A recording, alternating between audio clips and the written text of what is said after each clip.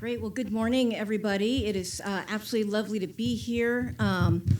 One fun fact that wasn't mentioned before, I am a recovering aerospace engineer, and between my husband and I, we've launched over 150 satellites over the last 20, 25, 30 years, and I am 100% loving the fact that this oversees San Diego airports. If I'm caught staring off into space, I'm looking at the airplanes.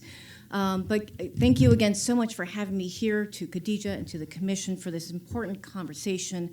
As Khadija mentioned, I very recently joined the GovOps family, and I can tell you very much that efficiency and innovation are fundamentally at the core of what we do. We support our more than 150 state departments across the entirety of the state government to ensure that we're continuously accelerating innovation and developing a skilled workforce so that we are delivering services to the citizens of the great state of California. Our goal is to make sure that we're delivering a much more efficient and effective and engaged government that provides that highest level of service to all folks here. As has been mentioned many, many, many times here in this room earlier this morning, we are a very large state, fourth largest economy, with, of course, a tremendous diversity of skills and peoples, and because of that, I am a big, firm believer that we are an incredibly strong state, and we're very well positioned to take AI for good and into the next half, or the second half, or third, or if you will, of the 21st century. We in the state government have been doing a lot of work on this front. My predecessor, Amy Tong, is instrumental in ensuring that we were leveraging the use of advanced analytics and implementing new technologies at agencies like the California Department of Technology, as well as the Office of Digital Innovation, to again ensure that we are informing the work that we're doing to provide great service. But the state can and should be doing more to help meet California's high expectations. We all live off of that supercomputer that we hold in our hand called mobile phones, and the more that we can be delivering services that help meet that type of mission, the better we are all for it. We're leading the nation in our state government in testing and implementing Gen AI in the public sector, harnessing that power of transformation. So, for example, the Office of Data and Innovation has delivered a groundbreaking new Engaged California project. If you all haven't had a chance to check it out, please do so. It's the first in the nation's digital democracy platform, and it's very much intended to give all Californians a say in shaping our policies. And we piloted that program during the LA wildfire recovery. We're also using Gen AI to help enhance customer service at many of our departments. One such example is the California Department of Tax and Fee Administration. They just implemented an AI solution in its call center to help reduce the time that it takes to handle an average customer inquiry. And it also helped enhance the content and the substance, providing additional references for the customer service representative as they're addressing the questions from the various folks that call in.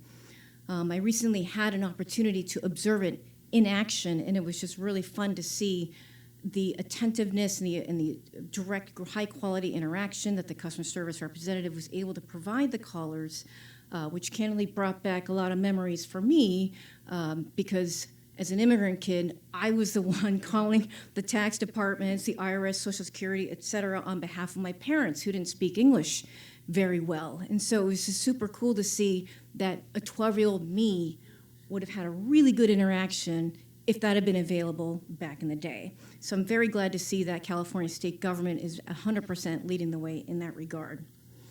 With that, allow me to close by saying thank you again so much for coming and having this really important conversation. It's not just a one-time thing. We're going to continue to have this conversation.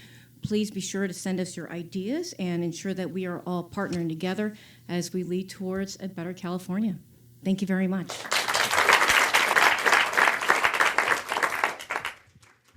Thank you, Christine, for your leadership. We cannot wait to see what you accomplish on behalf of our communities and on behalf of the state of California. Now, on to our next panel. Our next panel will explore how AI can be a force for good. Is that AI? Yes. We hear a lot about how AI is going to replace jobs, and we're going to flip the narrative a little bit. We're going to see how we're going to work with what's coming to us. How AI can be a force for good, empowering small businesses, expanding financial inclusion, and opening new opportunities for Californians in a rapidly evolving economy. Join me in welcoming our moderator, Darren Touch, Meta's Public Policy Program Manager, whose work focuses on building trusted partnerships that advance innovation with impact. He'll be helping us unpack how AI can be force for good. I'm really excited about that, actually. Our panelists, my dear friend Amy Tong, Senior Counselor to the Governor, Newsom, and former Secretary of Government Operations Agency, who has led groundbreaking reforms in technology and equity. And joining us all the way from DC, Zaki Barzinji, Senior Director at the Aspen Institute, whose work connects technology, civic engagement, and public policy. Please help me welcome our panel on stage.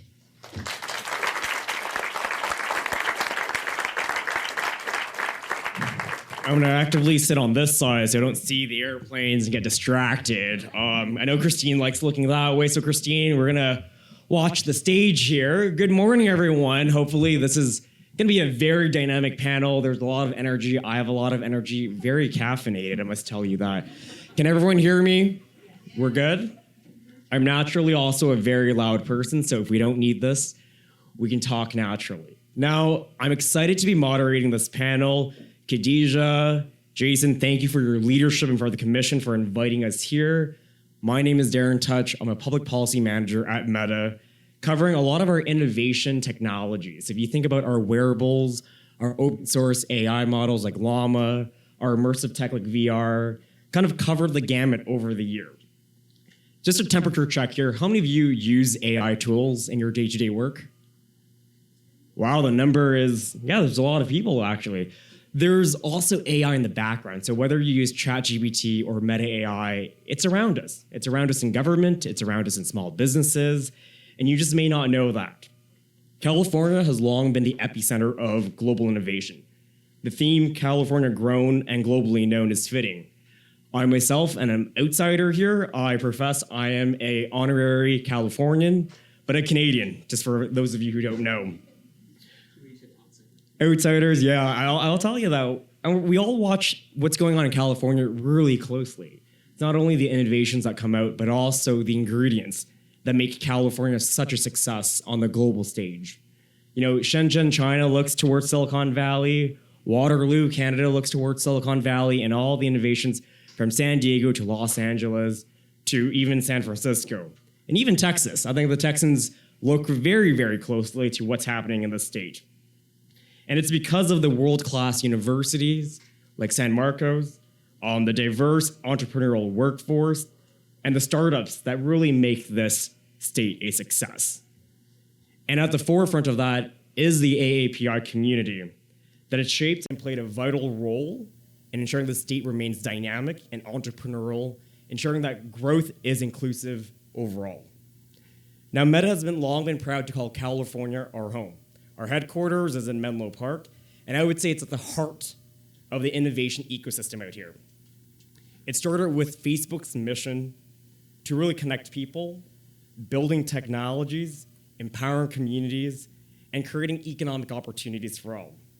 Today, we're investing in the next generation of artificial intelligence, the next computing platform, and wearable technologies that will allow you to connect with each other and AI as well. We're proud to support California's leadership in being the most innovative state in the United States. We're deeply committed to California's success. And overall, today's conversation, I want to talk about three things. One, California innovation. Two, the adoption by government, adoption by small businesses, and the AAPI community, and how we can continue that growth overall. I'm delighted to be joined here by Amy and Zaki. Amy is from the government, senior counselor to the governor, and she's had 30 years or 3 decades of experience in gov tech, I would say. She played a critical role during COVID in leading and ensuring that technology was a part of the solution there. And Zaki is a senior director from the Aspen Digital Institute, where he oversees a range of projects at the intersection of tech policy and justice for underrepresented communities. He has more than a decade of experience at the state and the federal level, having served in the White House and with the governor of Virginia, I believe, as well, in that sense. So thank you both for being here. I'll start off with an easy question. Why are you excited about AI? Are there any use cases in your world right now that sparks a curiosity and interest and a passion? Amy? All right. Well, thank you for the introduction, and glad to be here. And yes, I think when we were the three of us talking during the break time, we're like, we have to be the most dynamic panel because we are standing between you and lunch, right? So we got to make sure your time is worthwhile. So what makes AI exciting? I think this is one of those areas that, even though I have decades, I can't believe you say 3 decades. It was 30 years online. Yes, Yeah, the startup was 3, just to be exact. With all those tech background, seldom you hear or you see a technology transformation in the community that involves more than the technology by itself. And I think as people look at it, when I had the opportunity to run the Government Operations Agency, which, by the way, I just wanted to make a plug. I was so pleased when Christine was appointed as the undersecretary. We even wear the same GovOps uniform today, right? Total same color, a lot of coordination going on. The fact that when the governor was looking at how does AI or California continue to exert leadership in the AI, it wasn't a tech-only conversation. It was about workforce development. It was about the impact utilization. What does it mean in the community? It's about leaving those that are typically being left behind. How do we make sure they're not being left behind this time around? So it's really about inclusion. And on top of all of the techie conversation that I'm sure many of you continue to hear, the data, the security, and all that. And the fact that AI is almost like another reinvigoration of how California, not only for the economic development aspect, but the technology leadership.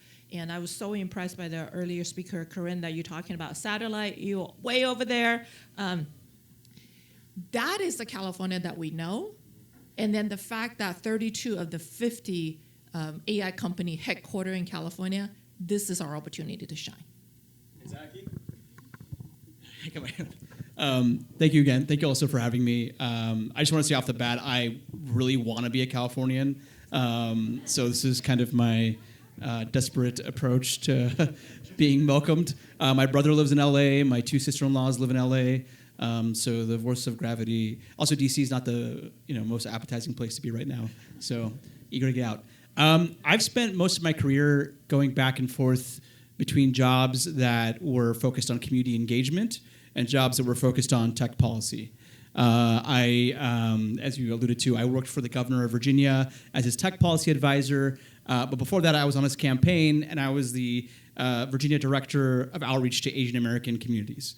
And so my job was to help elevate and amplify stories from our communities across Virginia as we went on a gubernatorial campaign. I also spent time in the White House as an outreach director to marginalized communities. And since then, I work at a tech company. And now, in my current job at Aspen, I kind of combine all of those things of community engagement and tech policy and the impact of tech on communities. So when I think about the things that I'm excited about, it's anytime I see an opportunity for technology to amplify and empower our communities, it's something that I can get behind. And I have, I guess, a very personal story on this. I think most people here, I'm half Asian, half Arab American, and all American. And my grandfather immigrated from Kashmir, which, as you might know, is the northern part of the Indian subcontinent. And for the longest time, he refused to talk about any of his time growing up in Kashmir. For him, history started upon arriving in the U.S. It's only now in the last couple of years, and he's in his late 80s, that we've finally got him to start talking about his experiences and stories during his time in Kashmir. And what we've been doing is voice recording everything that he says to us. But he has a very long way of speaking. He goes off on tangents. We have to ask him, multiple questions. We have to kind of steer him back. And so these voice notes are like more like hours long, and they are all over the place. So I started experimenting with Notebook LLM, the tool that Google provides, and I uploaded all of these voice notes, and I used it to transcribe all of the stuff that he had said, but then also used it to organize his thoughts into a coherent narrative in his first. It was in written form, but in his first-person voice. And then I read back to him what what Notebook LLM had generated, and it was his story told from his perspective using his words. But it was, the narrative was made stronger because it kind of focused on that. And he started crying as I was reading it back to him, because he was like, "That's my story. And I haven't heard my story told back to me like that." And he was like, "That's right. Every time I read a line." And that to me, the ability to preserve our histories, our heritages, where we come from, that makes me extremely excited and hopeful, and just moved by the power that AI holds for us. But it's only the good of AI is only going to outweigh the bad of AI if we make some major interventions right now. Otherwise, I fear that good will be drowned out by the bad. And I would say, one of the things that I would be most excited about is these are AI glasses, the best form factor of us utilizing AI. And so if I put these on, we now have live translations that allow folks to actually process the environment around them, right? And so if you're from the BLV community, the blind and low... Oh, just talk to me. If you're from the blind and low vision community, we now have AI that's able to support them in seeing the environment and really living an independent life. Another example of this, for example, are language barriers. Growing up, I was also a translator for my parents and my grandparents. They spoke Cambodian but did not speak a lot of English. And so I played a vital role at parent-teacher conferences with the government in utilizing my limited Cambodian to try to translate and bridge that gap. Well, these glasses now are able to allow folks to have conversations, right? It's allowing folks to be able to see text in another language, translate it, or actually have a conversation in real time. And before this feature was even released, I had a colleague who's an engineer at Meta.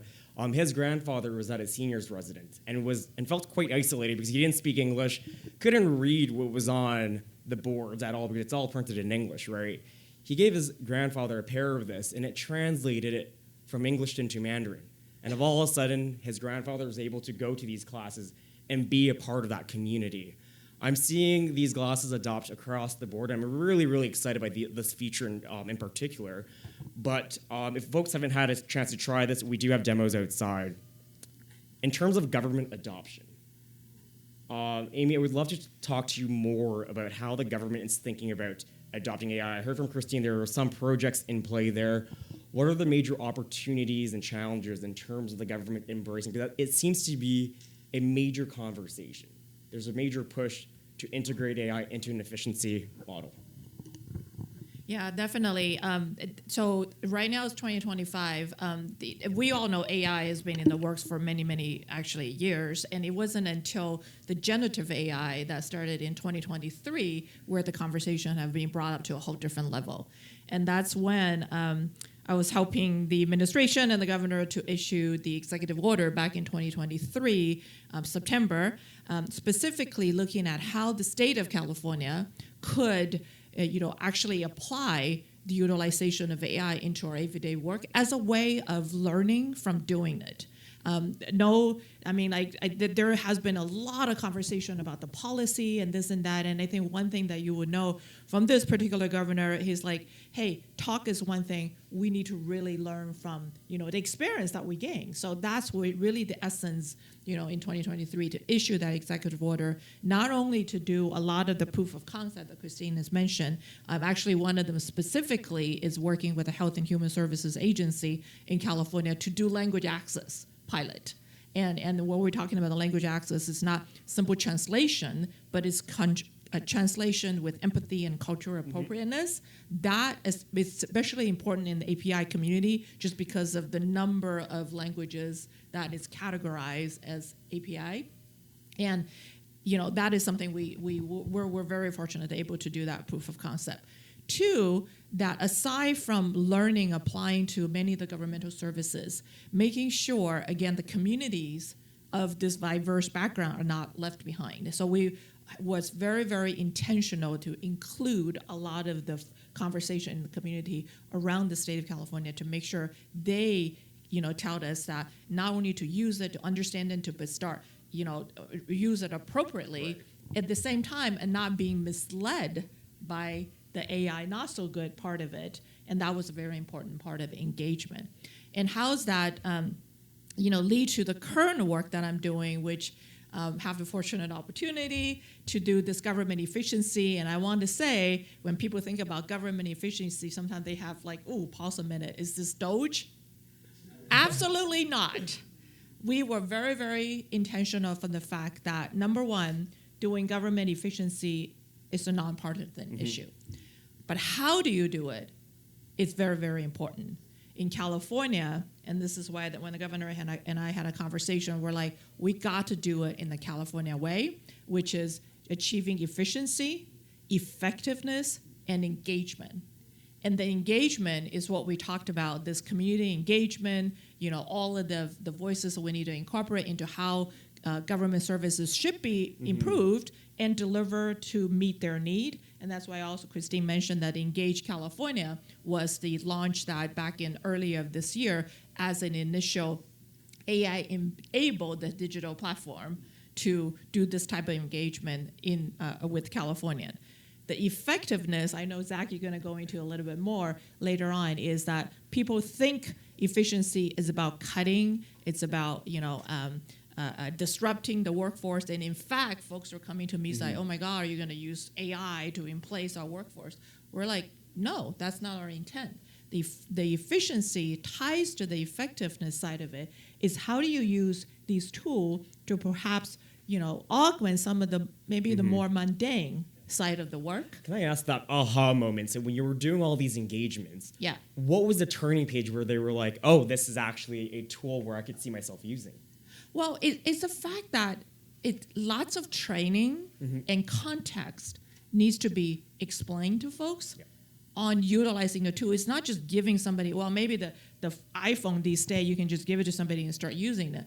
But when you're introducing something this big that has society impact, it takes a lot of conversation. It wasn't that easy from the beginning when we had these new, like the iPhones. It took me a bit of time to feature. Yeah, there's a transition phase. Exactly, there's right. a transition phase that needs to be part of it. And I think when it comes to AI, you don't have a long runway, but you have to create that by creating the dialogue, and that's the engagement part of it. Can I ask this room, are folks comfortable with AI in their world right now? Overall, so there is that. So we are in that transition phase, right? We're in that transition phase. I would say the hands that you see raised in this room, it's already more than the hand that was raised in 2023. There we go. Yeah. So just quickly wrap up, and I know you want to go to Zach on that. The effectiveness of the government is how do we use AI or policy change? Yep. And I know earlier Karana talked about a lot of the policy change and the implementation. How does that affect the small business in California, the economic engine? Those are part of the conversation, is how do you make government effectively serving the residents of California? That's the role I'm at. Zach, I want to turn to you on this as well. You've served in a number of governments from Virginia to DC to the Obama White House. Your thoughts, 10 years from 2014 to now, AI adoption in the government, or even tech adoption, right? The modernization of public services, procurement, all of that. What has that trend been for you? Yeah, it's a good question. And so as I said before, I worked for the governor of Virginia, Terry McAuliffe, as his tech policy advisor. Somewhat similar to a role that Amy has now, except I did not have over a decade of experience. I was some punk kid in my 20s. And I came in with this I'm going to reform government. I'm going to use the tech policy portfolio to disrupt left and right. And it was, I failed miserably because I did not have the respect and the understanding for how government actually works. I didn't have, my focus was on modernization for modernization's sake. It wasn't on how do we actually improve the delivery of service to the people who need it most in our state. And I think, to Amy's point, that's why I mean, I'm from DC, and I would say over the last year, this idea of government efficiency has become so narrowly defined. This idea that government is more efficient when you just hack off a lot or when you automate processes. Efficiency is important, but it cannot be the only determinant of success for modernization. The ultimate determinant of success is effectiveness. Are you helping the people that need it most in the most effective way possible? And I think that's a big reason right now why why there's this kind of false binary where either you're pro-innovation, you're pro-modernization, or you're pro-big government and pro-status quo. That's a BS binary. It's possible, and in fact, it's important and urgent for us to be pro-modernization, pro-innovation, but in a way that ultimately puts the communities that are most at need at the center of every process. And I would say on the AI front specifically, again, I come from DC, and I think it's very interesting to compare and contrast what's happening in the federal government versus what's happening here in California. For example, I would say one big thing that we haven't talked about yet is the power of procurement to drive the future of innovation, especially around AI. Some of you might be aware that the Trump White House released a woke AI executive order that basically said if any tech company wants to do business with the federal government, they have to ensure that their AI products fit some very vague notion of not producing woke results in their responses. And it was narrowly defined. I mean, it was vaguely defined, so no one knows what that means. And yet, companies immediately started acting upon it and said, well, we want to do business with the federal government, so we better figure out how to make our AI models less woke. There is a similar opportunity with California being the fourth largest economy in the world to not necessarily make the exact opposite requirement in procurement, but to bring these principles of community inclusion into the development of new AI products and systems, and to sort of use the power of procurement to require companies to ultimately build and innovate and move forward and break things, but to do so with community involvement at every phase of the product development lifecycle. So that's what I think the future is. Amy, do you want to touch upon procurement by chance? Because I know we talked about this. Yeah, absolutely. That was very well said, Zach. I think one of the things I want to double down, and in fact, procurement is also one of those decades-long, passion of mine. It's just like, how do you, again, make procurement work for the business, make procurement work for the government entity that needs those services, but then how do you leverage the fourth largest economy, that the California has as a way to drive, the narrative of how do we shape some of this. And to that point, in the executive order that was issued in 2023, specifically on AI, has a procurement clause to talk about what are the intentionality of utilizing procurement to drive these AI for good, as opposed to perhaps you want that as a controlling factor. I think that's the difference we're looking at. If you involve the community's voice, if the intention is making sure that those that deserves most services and not being left behind, then you incorporate the power of procurement very differently than if you want a procurement as a controlling mechanism. And I think that's the fundamental differences, how California treating procurement in the space of AI and many, many other sector.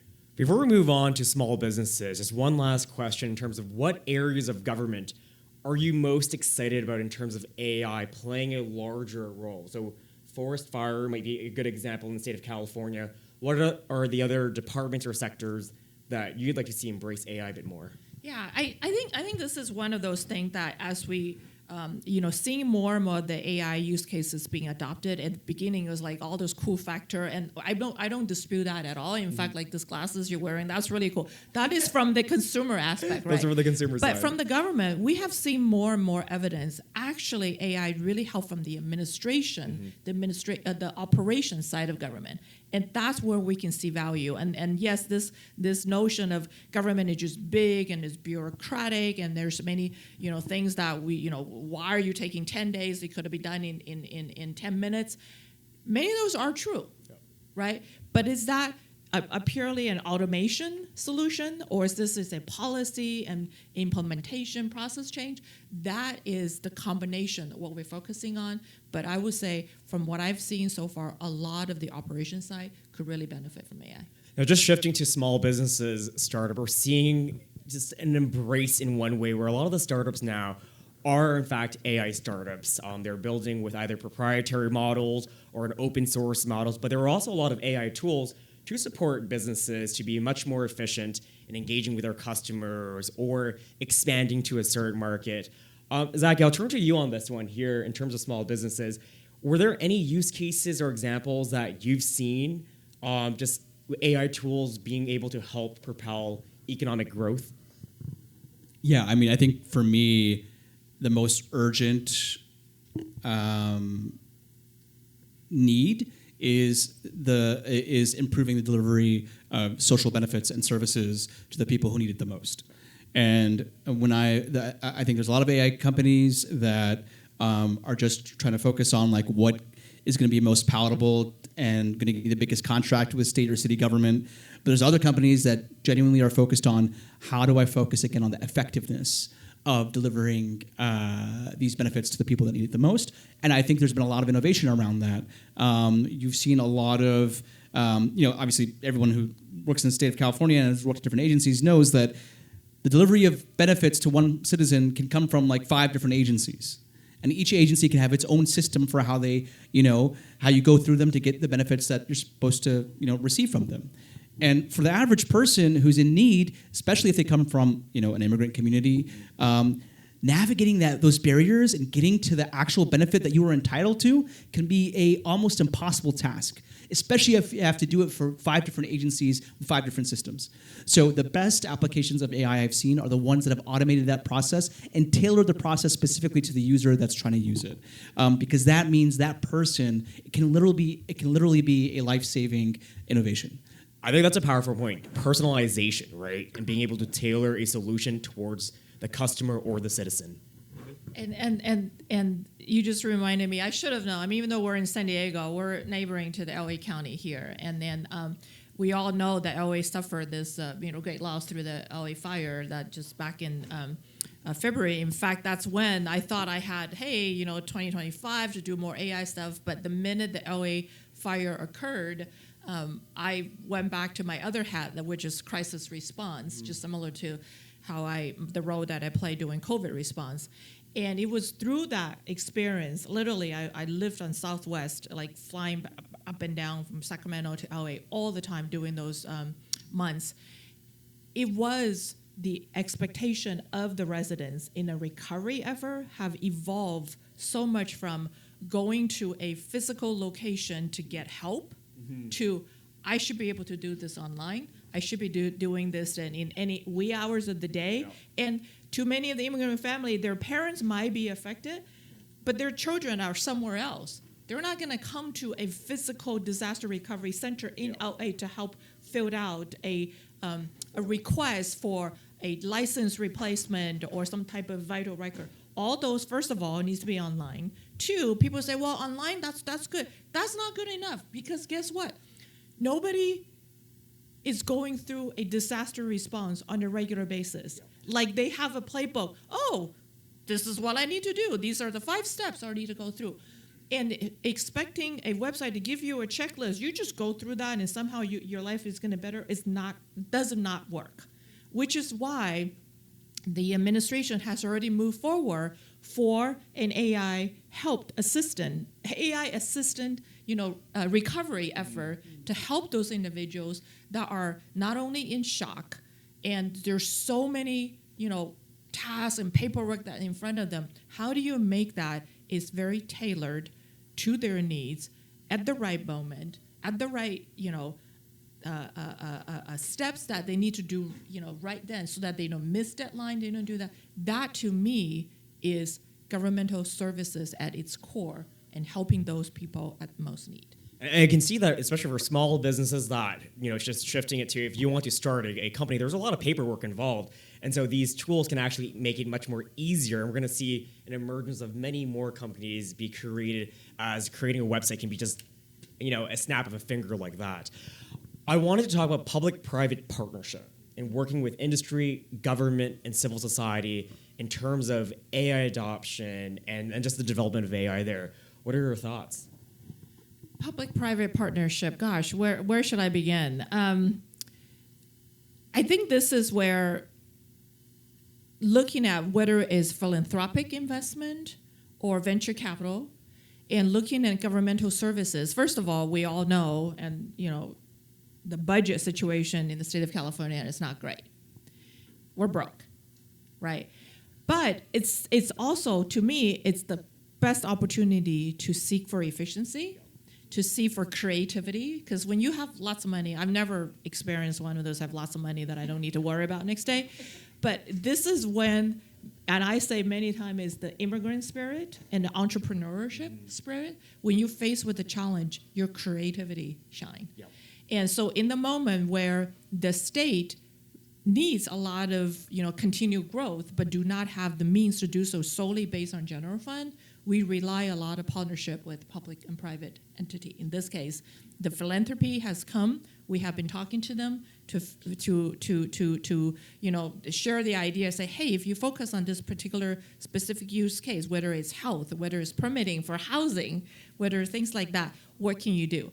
We have many of the VC actually in conversation with the state of California to say, look, there may be business case that instead of a company starting something that, think about it, whether there's a market, we can help you assess whether there's a larger market in the state of California. So let's partner on those. Let's make your return on investment as a common goal, not only for the business that invests in, but the goal for the state of California, how do we deliver these services much faster with the partnership. So we talk about that a lot, and I think this is one of the area why it's quite fitting with today's theme of the conference. Economic development is not just a private sector focus, a state focus. It should be something that we come together and do it jointly. And the amazing thing is, as the person from Meta here, we've released a lot of interesting technologies.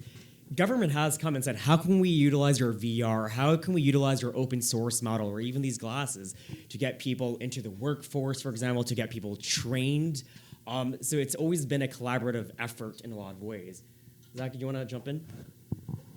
Yeah, sorry, I removed this little fluffy thing. Yes, I think I obviously agree with everything that Amy said, who has a ton more experience in this than I do.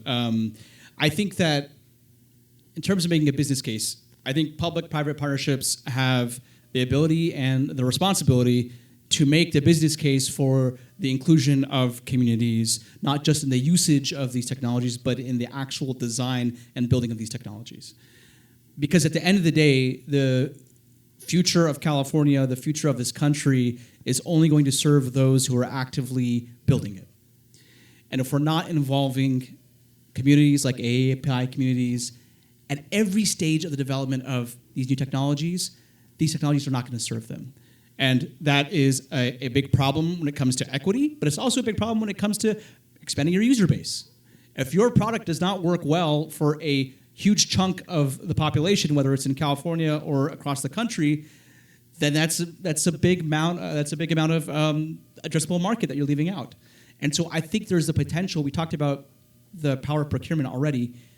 But there's also, I think, the responsibility of government to come in and say, we want to do business, we want to tackle these solutions together, but we also want to reject this false binary of, either, you get regulated and you can't ever, deploy your product, or we stay completely out of your way and don't do any regulation and you just build whatever you want and see what happens. There is a middle ground there, and I think public-private partnerships need to be able to strike that middle ground if we're actually going to succeed and have successful partnerships. I just wanted to check on time here, because I got the signal at one point. We have the Q&A. Okay, so I am going to do a scan from this side to this side. Winner, winner, chicken dinner right here. Oh.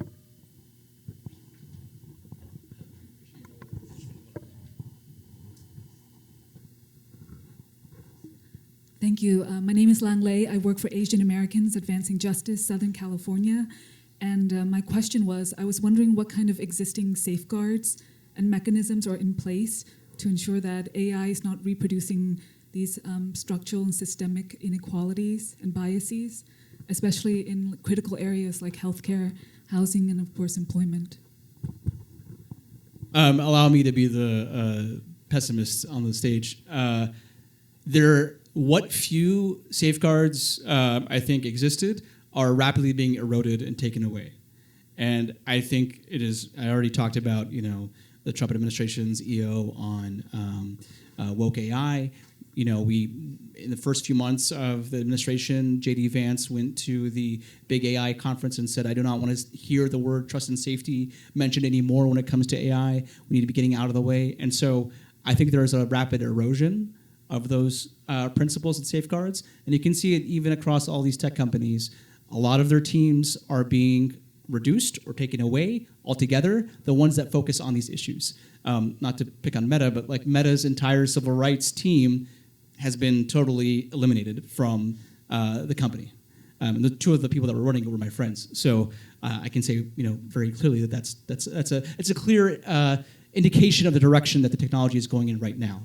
That said, the opportunity that we have, I think, is to help our communities themselves become better advocates and more informed advocates into how they can intervene in the product development process. And understanding the way that machine learning lifecycle works is a key part to ensuring that our communities are able to advocate more effectively.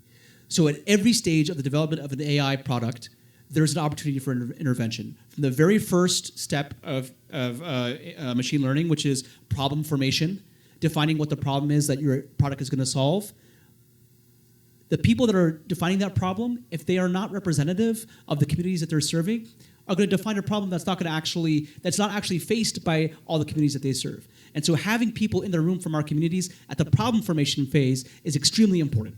And that's something that we should be advocating for, that government should be advocating for and requiring. The second, obviously, biggest stage is data set selection.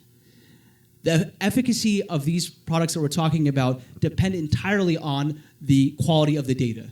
If we're using data sets, as you said, that sort of are misrepresentative or underrepresentative or contain a lot of stereotypical data about certain communities, no matter how great your app is, it's going to generate problematic results.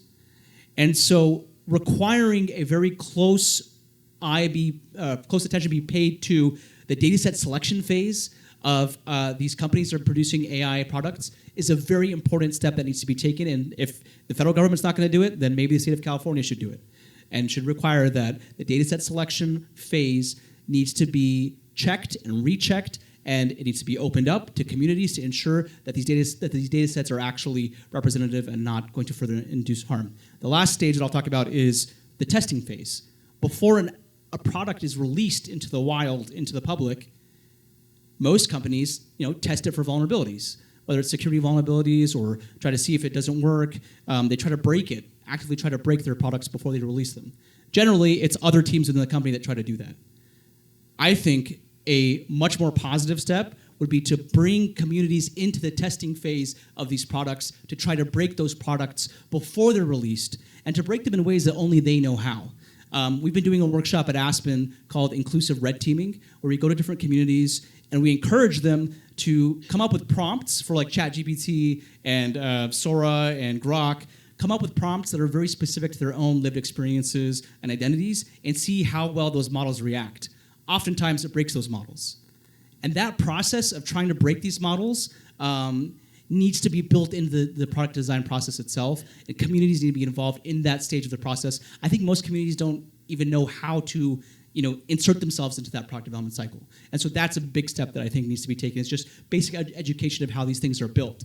And that'll help, I think, increase the representation of communities and also hopefully lead to more, or less destructive applications in the future.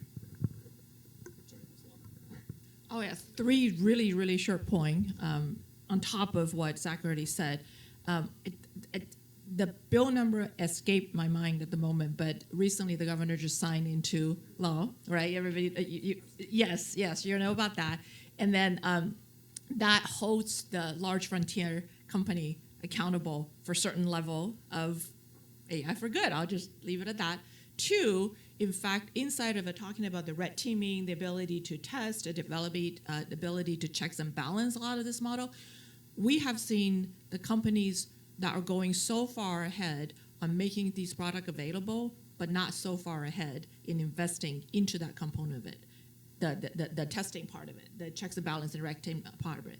Many of the academia is trying to play that role. Many of the small companies trying to play that role, but they don't have the resources, or in this case, access to the space to do it. So therefore, and then another plug to GovOps, there was actually analysis being asked to create something called the Cal Compute in the state of California. That from what is the feasibility, what is the purpose of that, who is the user of that? Is that also foster an environment where this type of checks and balance and testing could be keeping up with the commercialization of the AI side of it? And then finally, MOUs. The MOUs with the California public school system, from community college to CSU to the UCs, focusing on workforce development, focusing on getting more knowledge to our general society, whether it's a faculty, whether a student, whether their family. Through education, you level up people's understanding and literacy when it comes to AI. When there's more understanding is there, it helps engagement and it helps encourage this community who typically are left behind, making sure that they have a seat at the table. So I think the combination of all of that is California's way to making sure that we have a well-balanced approach when it comes to implementation of AI. It's critical that we, of course, protect consumers and society, but also allow innovation and economic growth to flourish. Red teaming, critical, 100%, right? And those teams play a major role inside the company to ensure that the products before they're released are safe and are giving good results. Open source allows people to look under the hood. So imagine a car and you want to see the engine. It allows folks to really test whether that model is performing the way that it should be performing, right? And so as a company, we're always open towards hearing the criticism and the feedback, whether these models, these products are effectively working or not. Yes? Hi, I'm Janice Loka. I'm a K-12 educational consultant and advocate for marginalized students.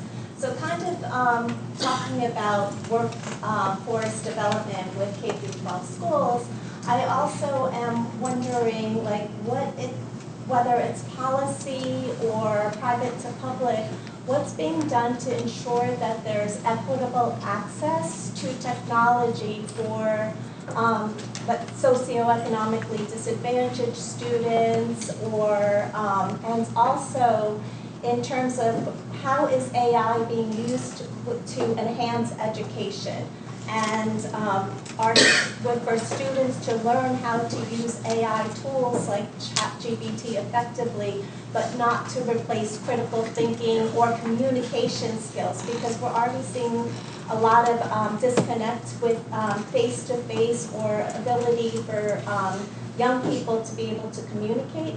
And then there's also the AI for using for data analysis within the school systems, because the schools collect a lot of data as mandated by the California Department of Education. But a lot of that data, like the unhoused communities, suspensions of Black and brown students, etc., are not analyzed in a way, like AI could be really impactful in helping schools support their communities better, and it's particularly students who are overlooked. So I know, but I'm just wondering of the impact of what's being done for K-12 education. I feel like this is a whole nother panel we can get into, and I think we literally just got the sign that we're out of time. I think why don't we find time to talk over lunch if you're open to? I think the short answer is what you brought up. It's a prime example. That's why we keep on using the word that is a measured approach, right, when it comes to implement AI. And yes, there's lots of conversation within administration that earlier is it K-12 or is it 9-12, right? So that also makes the differentiation into when do you actually introduce the capability to the AI that is a way that is helpful and not detrimental, that becomes a crutches to people's way of thinking. So let's take it offline. And I feel like, again, this is, but maybe just to wrap it up, and I'll let you wrap it up, is this conversation has all you have brought up, I want to emphasize, is not a exclusive technology-focused conversation. It is a societal change conversation, and workforce, our people needs to be at the center of it. And with that, thank you, Amy and Zaki, for joining me on the panel here. Would love to talk about education and AI. And thank you to all of you.